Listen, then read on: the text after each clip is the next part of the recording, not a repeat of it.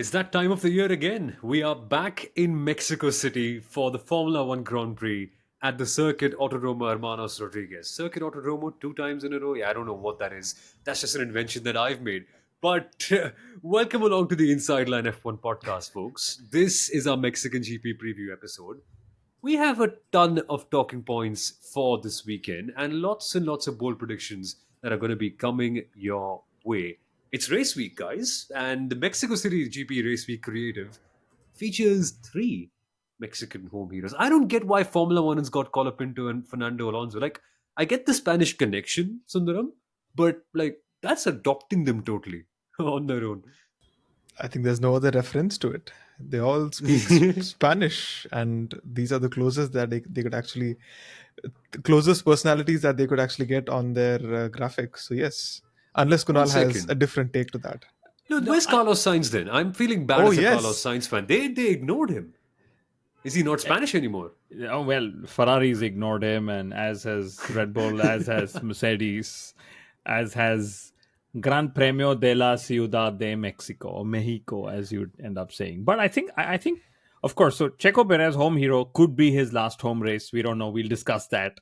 But Franco Colapinto has been so excited about racing in the American continent and time zones, and he's saying there are lots of Argentinian fans traveling to these races because closer proximity. He, in fact, said some fans were crazy enough to fly all the way to Singapore to watch him race as well. What?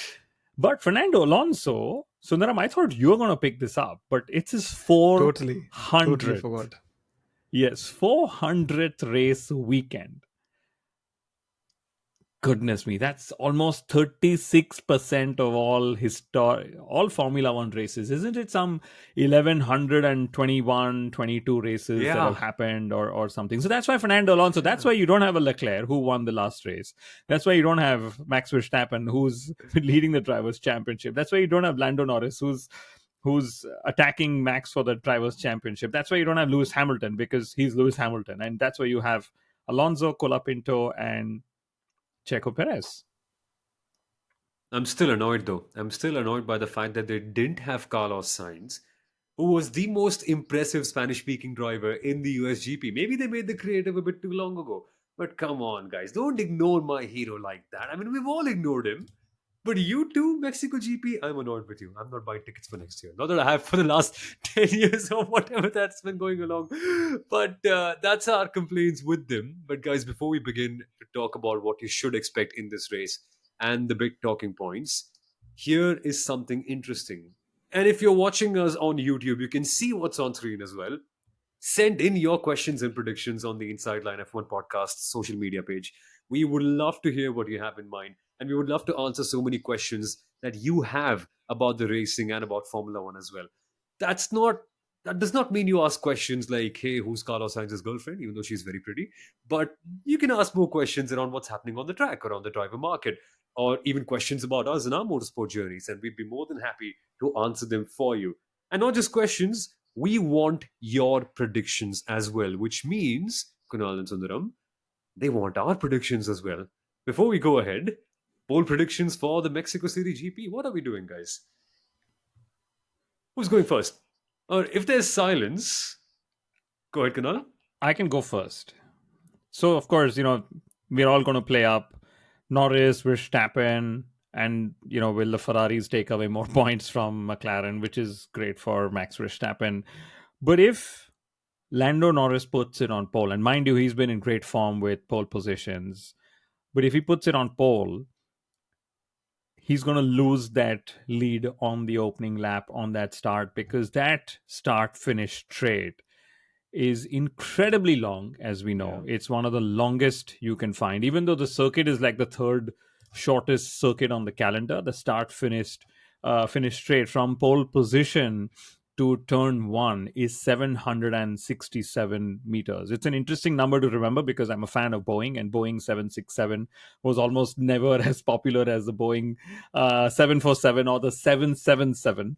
But that's probably what's going to happen. Even though, I think what could happen is if the Ferraris again take second row like they did in Kota, I think three out of the last four races have been won from P3. So that's bold prediction that Lando Norris will take pole, but will get overtaken again on that opening lap. And he'll keep adding to that tally that just once in his Formula One career has he managed to keep the lead on the opening at the end of the opening lap of a race. Okay, that's interesting. That's interesting. I follow something similar mentally, but for the sake of change, I'm going to go for something that's more related to the back of the grid. I feel Williams are scoring points this time. They've been incredible here the last couple of years. They've gotten points in 23 as well with Alex Albon. And this is that kind of circuit that suits them very, very well. Uh, Again, it's high downforce because we're at a high altitude, but it's similar to Monza in many regards, in that there's not many corners, not many high speed corners, lots of low speed ones, and that sort of goes down the line of what this Williams car has proven to be very good at consistently. I'm not saying they're getting points. I'm saying they're getting points with both cars, Colapinto and Albon. That's gonna if you're going bold, I think there's nothing bolder than that. So Sundaram, is it a Fernando Alonso win this time? I would love that. 400 Grand Prix in Formula One. No one's actually reached that landmark. Um, but no, I'm actually going to go for a prediction that wasn't as bold or was the easiest prediction a year ago, or probably even 6 months ago. But I'm actually going to say that Max Verstappen is actually going to win this race for a couple of reasons. First of all, he is the most successful driver around this track. He's won here 5 times, and the fact is that he's the only driver to win here on back to back occasions. No one's done that in the 24 years of having the Mexican Grand Prix. He's the only driver to do consecutive race wins in this country, and he's done that twice. But also the fact that if you look at the United States Grand Prix, Red Bull were exceptionally strong around the slow speed corners. And this circuit, you see a fair bit of them, along with some medium speed corners as well, along with straights. Not a lot of high speed stuff, which is where the likes of who was better at that last McLaren. time, McLaren and Ferrari. But I'm not sure if Mercedes is going to be doing particularly well. But I have a feeling because of all those things, I just feel maybe Max Verstappen is going to add win number what? 8. Finally, win number 8 this season. Okay. I'll make another bold prediction. Actually, this is a drinking game prediction. Every time we hear high altitude, Yeah. you should drink. But even more so, if you hear Monaco levels of downforce, but Monza levels of speed, because that is something every broadcaster in the world is going to use this weekend, because that is the uniqueness of this circuit. That's what the altitude does do to us. You'll see full levels of downforce. A lot of teams will bring the Monaco wings, but they will still be achieving some of the highest top speeds you can see. In fact, with a tow, you can almost cross 360 kilometers per hour on that 1.2 kilometer long start finish straight.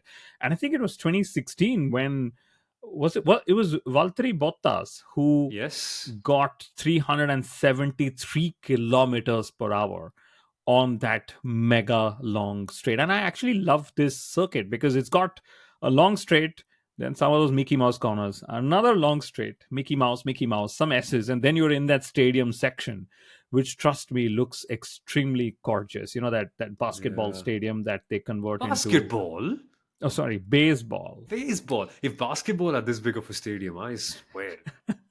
But no, you're right. And they've still kept it. And they have concerts there, they have festivals there.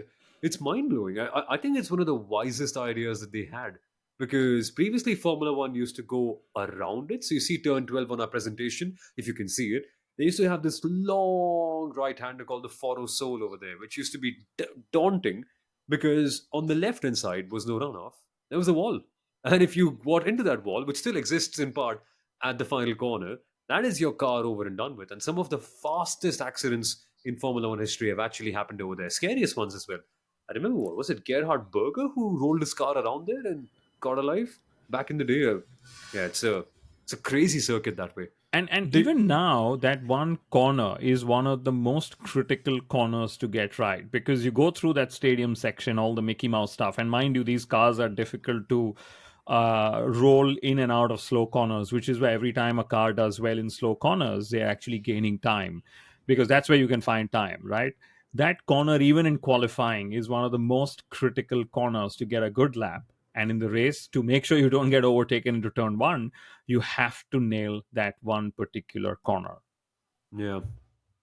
there's such interesting history about that last corner that Soumil just mentioned right now. It used to be a long sweeping right-hander, which is extremely quick and extremely dangerous as well, and it was called Peraltada back in the day. Peraltada. Yeah. Peraltada. But do you know what's that corner named now? Honorarily Not named after a driver. Do you know who's it named after?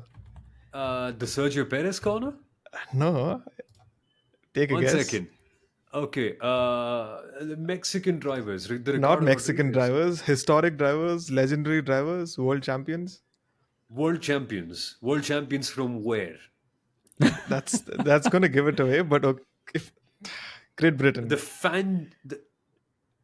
The Hamilton corner. no. Kunal, you want to take a Once. go? You want to give it a go? Oh my goodness. Nico Rosberg? No, It's called the Nigel Mansell corner. it's valid. It's absolutely valid because Nigel Mansell was a beast around here, and just Exactly. yeah, just watching those footages. Yeah, just watching the footage from back in the day of him driving around with Williams firstly, then with Ferrari here, and just the kind of driving that you need to do. And back in the day, remember this? They used to have manual gearboxes, Yes. so that was even more crazy to see them with those big heavy V12s around there. It's one of my best pastimes, honestly. Yeah, but you're absolutely right. And but to even speak about the circuit, like Kunal mentioned, we'll be mentioning high altitude route.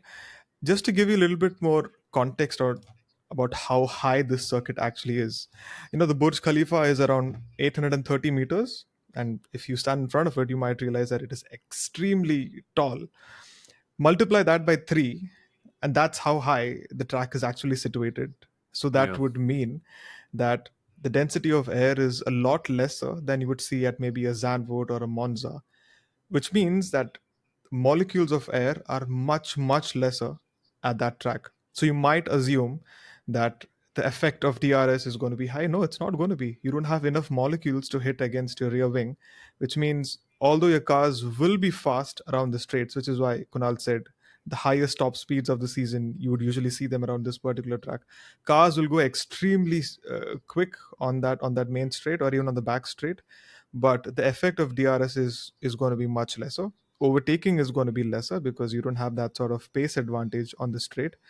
But the other problem or the other challenge of having less air is you don't have enough downforce around the circuits, which is yeah. why you will see teams going full Monaco level rear wings and still maintaining the high speeds of like a Monza. So Monaco level rear wings, but Monza like speeds. Hey, drinking game. I need to take a sip of water. You've mentioned it already. Come on. That's where it is, right? That's where it is. We need to take a sip of that. No, but to continue on that, I just remember the other issue of having lesser air is there is lesser air that enters the cars through the radiators and the ducts and everything. So you might see teams going with more opened, what do you call it, veins on Yeah. on their on their car, and it affects cooling, it affects braking, it affects temperatures, and as well, so you might see a lot of drivers locking up their brakes on the first corner as well, which is what Sergio Perez did last year. So it's going to be a very taxing weekend, not just for the drivers but the car in general, the engine in general. The turbocharger is going to be maxed out, trying to compensate for the lesser air that's available. So there's going to be a lot of technical chatter that happens throughout this weekend, and you might see one team struggling than others. On that, before we go and talk about Sergio Perez and introduce ourselves as well, in the meantime, we need to talk a little bit about the way the tires will actually make a difference this time out. Because Mexico City, it's a circuit that's not really very high in terms of tire load. Remember, there's not a lot of high speed corners. And that means that you can extend your stints quite a fair bit. Drivers will be doing almost half the race on the hard compound tires, and there's a very good chance that the softs might be pretty much useless apart from qualifying, because why would you want to do that when the mediums and hards are giving you enough pace in life already?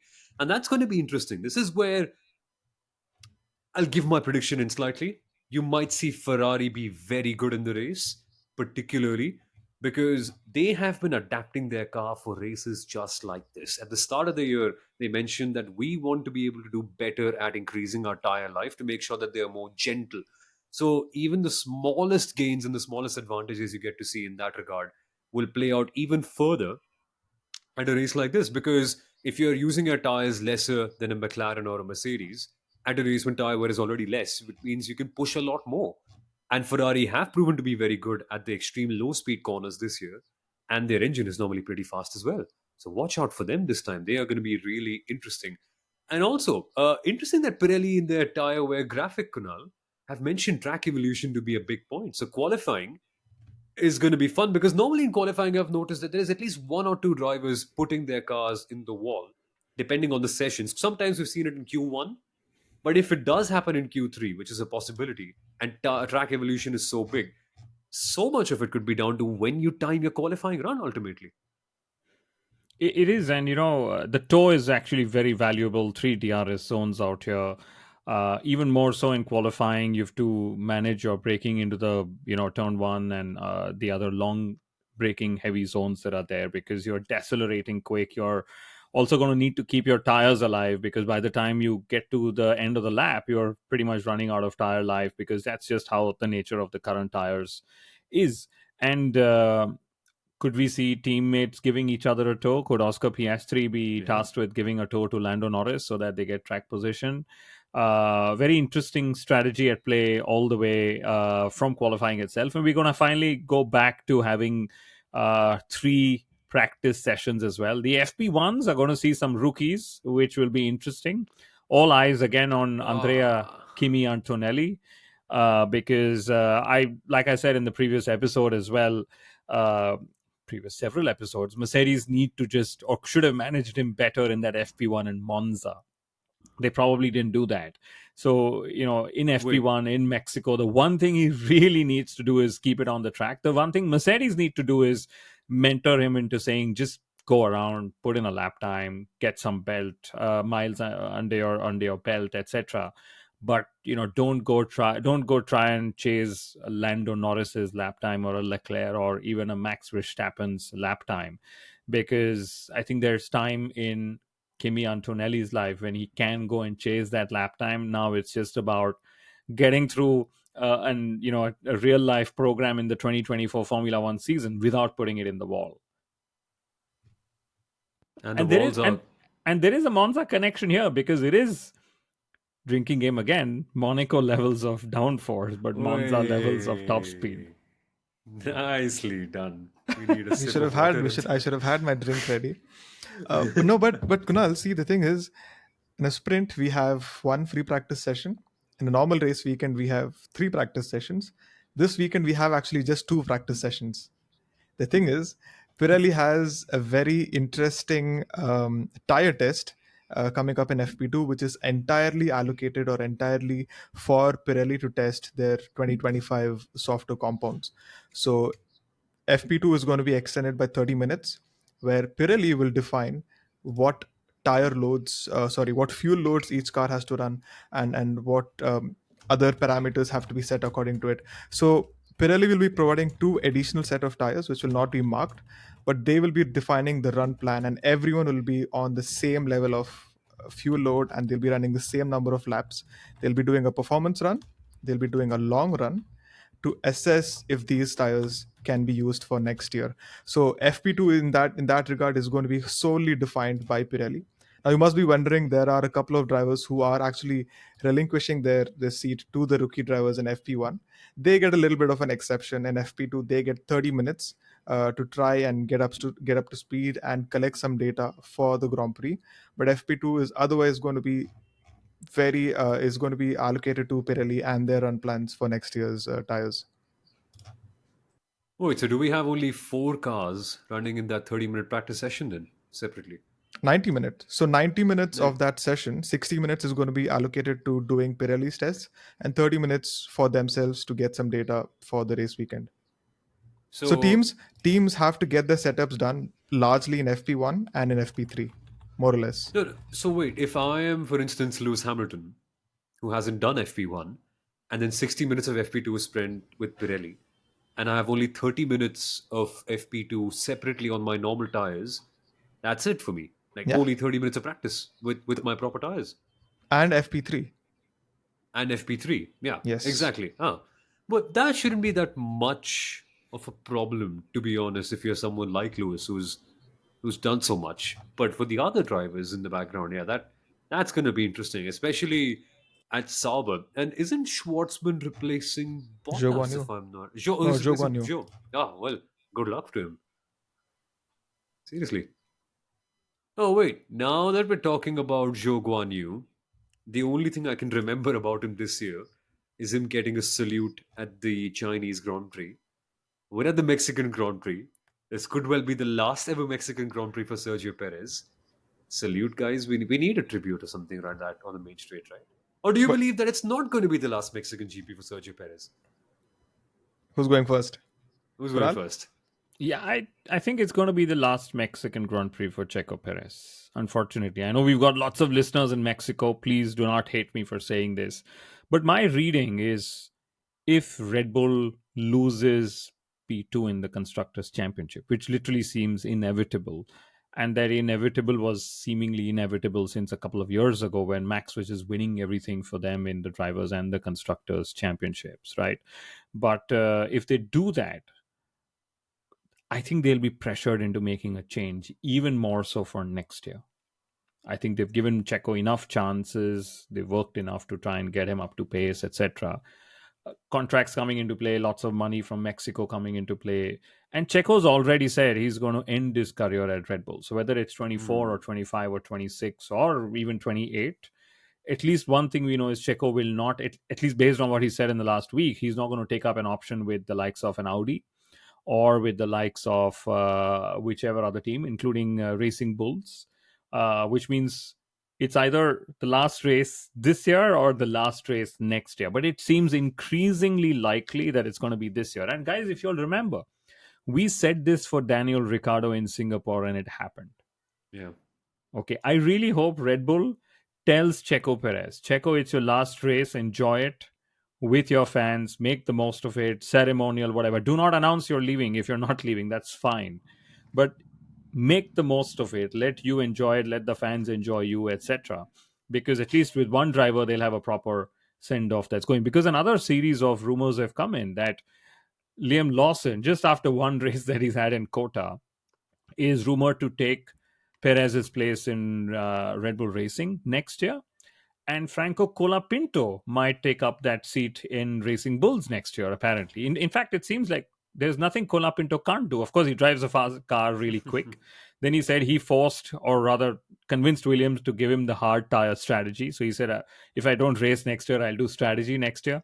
Apparently, somebody's just tweeted saying, did you know Franco Colapinto has a very high level of technical feedback? So there's one more thing that he can do. Of course, he's humorous. He gives great answers. He's already building up a personality on the, or in front of the media. And this is where I'm also hoping that Argentinian fans come in and start listening to the Inside Line F1 podcast, because that's a market we are yet to crack, and we'll crack that on the back of Colapinto. I'm a Messi fan. You're a Messi fan as well, Sundaram. You're a Messi fan as well, Kunal. Of course we are. I'm a Colapinto fan, of course. But that actually means that Isaac Hajar is not going to be in that second RB seat. Wow. I Is mean, he, these are all rumors, but yeah, possible.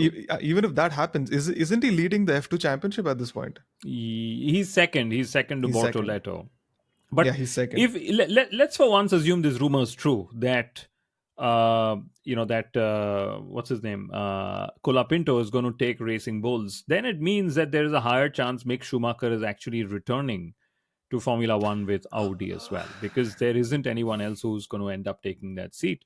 And I love the fact that everyone's saying Bortoletto can do really well, Mick Schumacher can do really well, etc. But I love the fact that Colapinto has stepped in and actually done well. So Yeah. not only is he confidence inspiring for his own self, but the way Colapinto and Behrman have gone about doing their thing in 2024 with the limited options they had, and now even Liam Lawson, it's confidence inspiring for the next generation of drivers as well, that they're coming so well prepared. Just put them in the car and hope for the best, and they're hungry as ever. I don't get what Sauber would get by putting Mick Schumacher in that car. Keep Valtteri Bottas. You need one more experienced voice to guide you at a time when there's not much happening in the team. And imagine if you change both your drivers at a time when you're going through so much turbulence behind the scenes. You need a voice of continuity as well as a voice of experience in that car.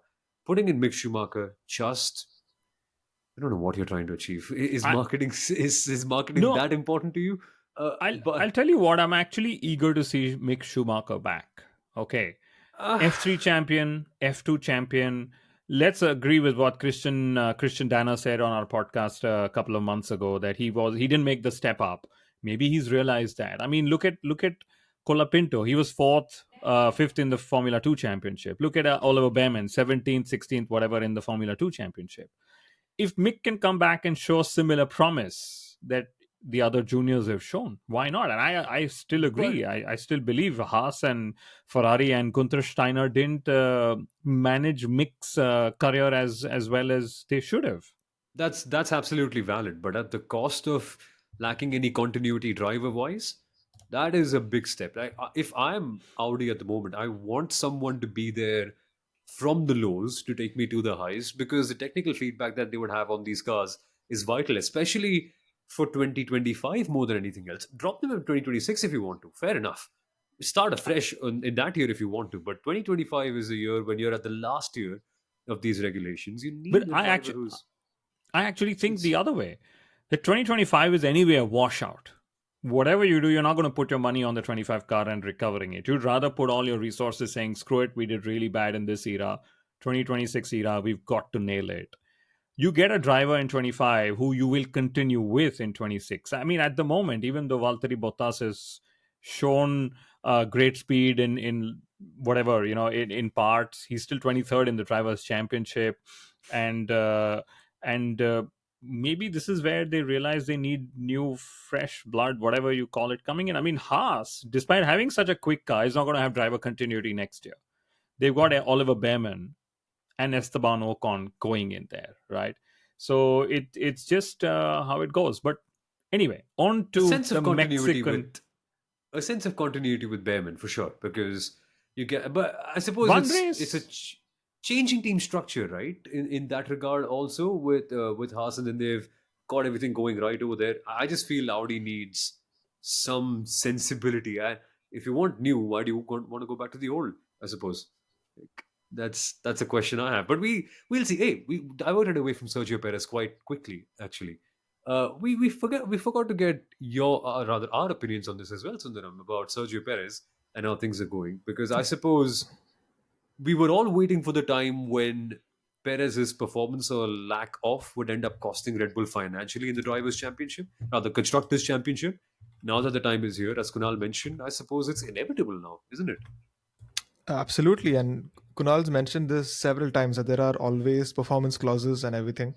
But I feel Sergio Perez has kind of stayed longer than anticipated, and as you can see on the right side of that graphic over there, Sergio Perez has not finished in the top five in the last 15 races. Max Verstappen has done it in 13 of those 15.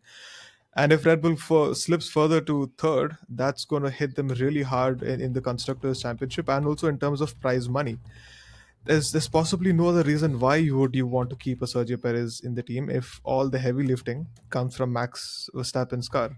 So I feel there will be a change of driver happening at the end of the season, and this might be Checo's last Mexican race. Okay, what's up next, guys? I feel we should go and talk about the top three very quickly, even though we have given our bold predictions briefly. Let's just go for it immediately, right? For the win, I'm going Carlos Sainz because of what we mentioned about Ferrari and how good they can be at a circuit that has lots of low speed corners and lots of high but low downforce, if you know what I mean. And interestingly enough, Kunal, Andrea Stella came to the media last week and said that we might be bad in Mexico City because it has a lot of. No, actually, he said particularly about the USGP that we're not going to be very good here because it has lots of low speed corners and lots of very high speed corners, and our car isn't really the best at both. If that same theory is applied here to Mexico City, lots of very low speed corners and lots of long straights where McLaren aren't really the best. And that is going to be interesting circumstance, especially when they want more points to eat into Red Bull Racing's championship lead, or I rather I Max's think championship lead. I would say that McLaren will still be the class of the field. The quota was an outlier for them because of their package and how they have to balance out between the high speed and the slow speed stuff. Uh, you remember in Monaco, they were really quick with Oscar Piastri. In Baku. Monza, they actually Yeah. Baku Baku. as well, Monza as well, and I get a feeling altitude will play a big difference in how teams are competitive or not. But Formula One's been here several years now for teams to know what's it like. Tire prep, tire getting the tires in the right window, tire management will be key moments. I get a feeling McLaren are going to be back up at the top. Red Bull will be almost there in. Red Bull will be the ones chasing McLaren, okay, but Ferrari will be the one that will be spoiling the McLaren party. That's my feeling. So if McLaren have to pull out big points on not just Red Bull, Max Verstappen, but even on Leclerc and Ferrari, because it is a close fight even in the Constructors Championship, this is going to be a key race for them as well. Absolutely. And there's one question we need to answer right before we end this episode. It's the question of what's going to happen to a lot of people's favorite team. What's happening with Mercedes here? I suppose the answer to that question depends a lot on the car characteristics and also the upgrade cycles, really, because Mercedes did well in the middle because their upgrades worked at a time when it didn't, and they also got lucky with a couple of races. Case in point, Silverstone and Hungary. Not Hungary, I'm sorry. Silverstone and Spa, Austria. yeah, even Spa as O- well. Yeah, Spa, they were just very good. Spa, they were yeah, incredible with the tire management.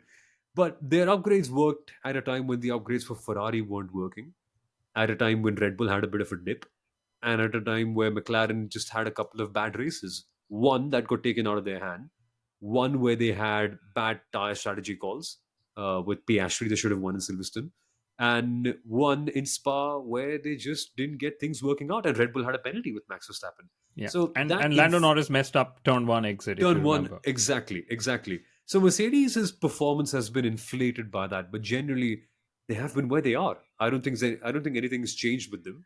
It's just that this car is, as Toto Wolff keeps on saying, very tough to find the balance with, and we were seeing the same example of that in Austin as well. So I don't think they've changed anyway. They are just where they were consistently. I think so, and I believe what's happened is, like we've said, upgrades don't mean upgrades. If it takes the car out of the comfort window of driving it, that's what a lot of drivers say. Every time Max says, I don't want upgrades to make me faster. I want it to make the car more comfortable for me. But that what he means is he wants it more, uh, he wants it more predictable at Yeah. every corner, every speed spec of corner as you'd go to slow, medium, high speed, etc. And that's where Mercedes has just been, because the interesting fact here is Mercedes, despite all those races, have scored almost 100 points less than McLaren since that summer break that has happened. And wow. McLaren 178 points in the summer break, Ferrari 151, Red Bull with 96, and Mercedes with 78. And I remember I did a similar math as well. I believe in the last, since Sunfoot, I think Max Verstappen has been the fourth highest scorer. The two McLarens and Leclerc have actually scored more than him. That's Yeah. how well the others have been going, while Red Bull and Verstappen have been losing ground. in the constructor and the drivers championship as well. But my eyes will also be on Oscar Piastri, because he had the largest gap ever this season in qualifying to Lando Norris. Yes, track limits, lap time got taken out, etc. 6 tenths, and he was literally nowhere. And it is time to ask, can Oscar Piastri bounce back? And why are we saying bounce back? Is because he's never had such a low performance in a race where, Yeah. of course he finished where he did, which was, I think he was fifth, right? But I think it's not a performance we would normally associate with Oscar Piastri. So I'd love to see what Piastri's response will be on track to Lando Norris and to McLaren. And lastly, what is Lando Norris's game plan moving forward? Because now we're at a stage where Lando is fighting, or at least we think he is, for the championship for the very first time. And now Max realizes that he can now take the fight to Lando directly. So for the first time in Austin, we saw Max directly take action on Lando Norris in terms of the championship. That's what we saw at the start. Remember, he was particularly focused on taking Lando away from P1 because that's all he needs to do. If Lando is not first, there's no way in which Lando can beat Max to the championship. This version of Verstappen is one that Lando has not competed with.